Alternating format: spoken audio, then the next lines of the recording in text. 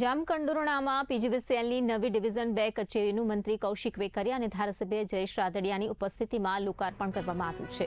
નવી કચેરી શરૂ થતાં જામકંડોરણા તાલુકાના આશરે 50 ગામોના ખેડૂતોને વીજળી સંબંધિત સમસ્યાઓના ઝડપી ઉકેલમાં રાહત મળશે। વરસાદની ખેંચ વચ્ચે ખેડૂતોની માંગને પગલે આવતીકાલથી જેતપુર અને જામકંડોરણા તાલુકાના ગ્રામ્ય વિસ્તારોમાં ખેતી માટે 8 કલાકને બદલે 10 કલાક વીજળી આપવા માટેની પણ જાહેરાત કરાઈ છે।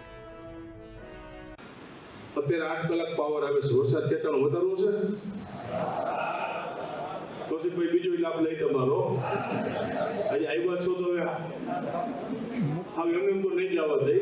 એટલે એક આ રામ પરવારી તમને અમે વિનંતી કરી ને બીજું વરસાદ ખેંચાણો છે એટલે 8 કલાક વાળી 10 કલાક તમે વીજળી કરી દો એવી પણ તમારી પાસે અપેક્ષા રાખી છે।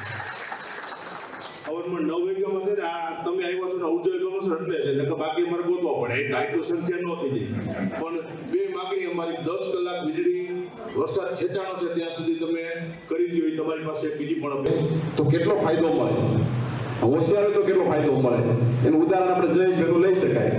એને પોતે અમને ઓપનિંગ કરવા બોલાવ્યા, નવી ઓફિસે ખોલી આપી, સાથોસાથ માગણી પણ આપી દીધી। અમે પણ ખેડૂતના દીકરા છીએ। ખેડૂતો માટે જ્યારે જયેશભાઈ માગણી કરતા હોય ત્યારે સરકાર પણ એમાં કટિબદ્ધ કામગીરી કરતી હોય છે।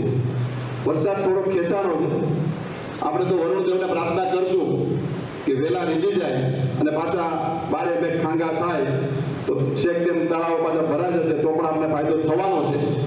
પણ 8 કલાકમાંથી 10 કલાક વીજળી આપવા માટેની જે વાત કરી છે જયેશભાઈ, તમારી માગણીને અમારે ના પડી શકાય। કાલથી જ ખેડૂતોને 10 કલાક વીજળી